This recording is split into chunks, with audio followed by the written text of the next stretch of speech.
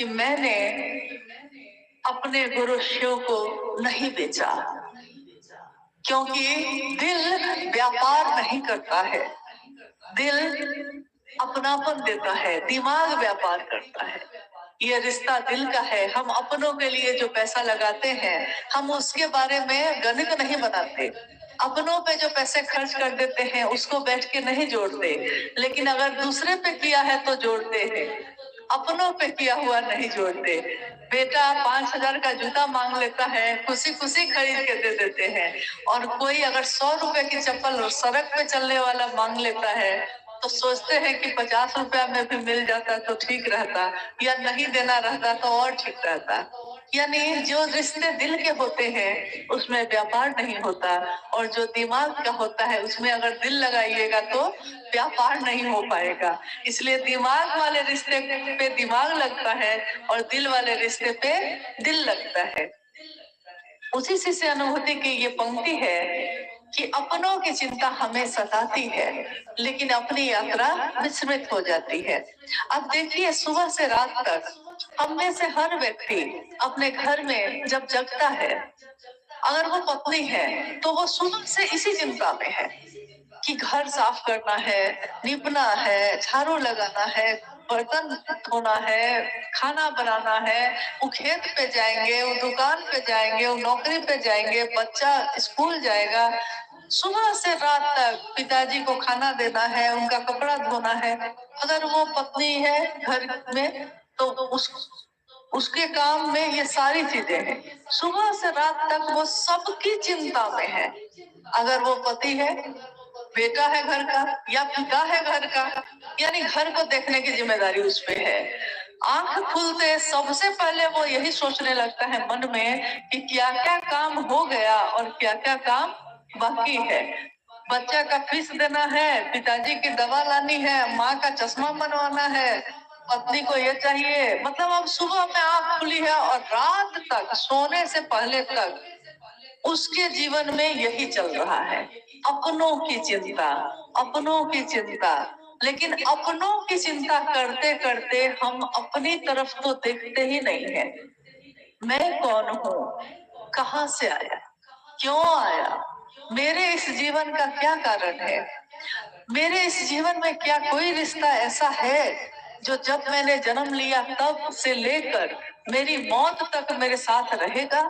कोई रिश्ता ऐसा जीवन में नहीं है जो आपके जन्म से लेकर आपकी मृत्यु तक आपके साथ होगा। कोई रिश्ता नहीं।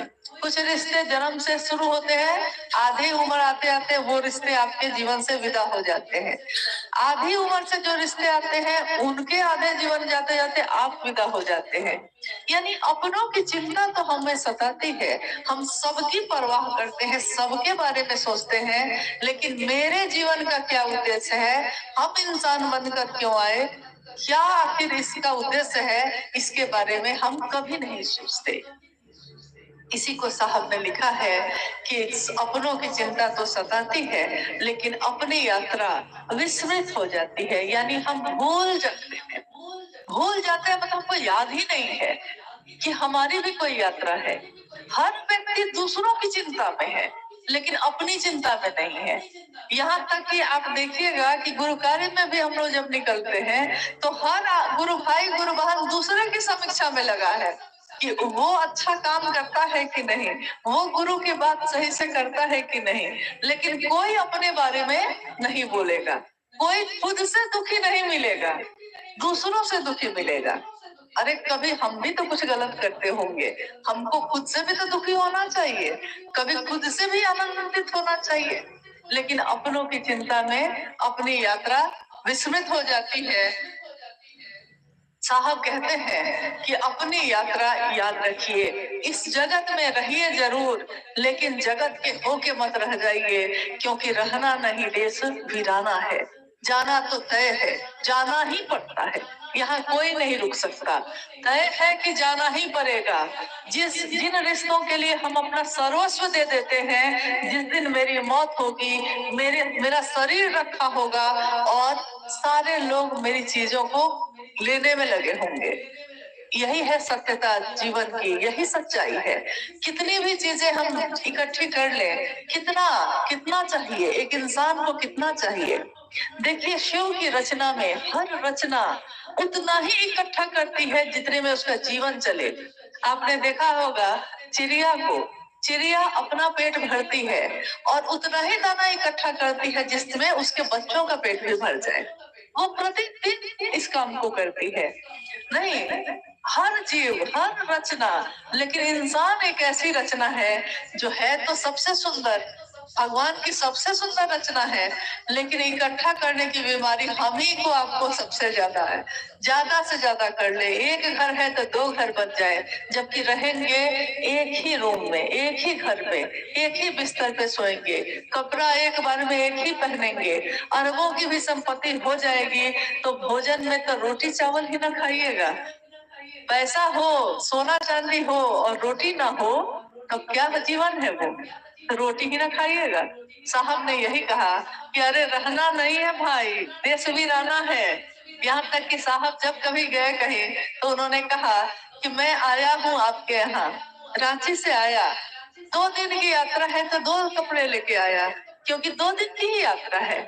मेरे पास घर में कपड़े बहुत हैं, लेकिन मैं सारे कपड़े उठा के नहीं लाया, मैं अपना टीवी नहीं लाया, मैं अपनी अलमारी नहीं लाया, मैं अपना बैंक का खाता नहीं लाया।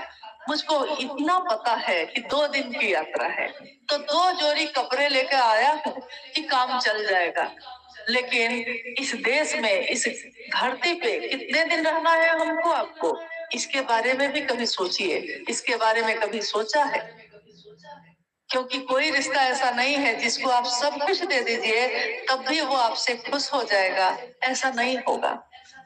10 दिन आपने किसी के लिए कुछ किया, खूब खुश होगा, 1 दिन नहीं करके देख लीजिए, सारी खुशी खत्म।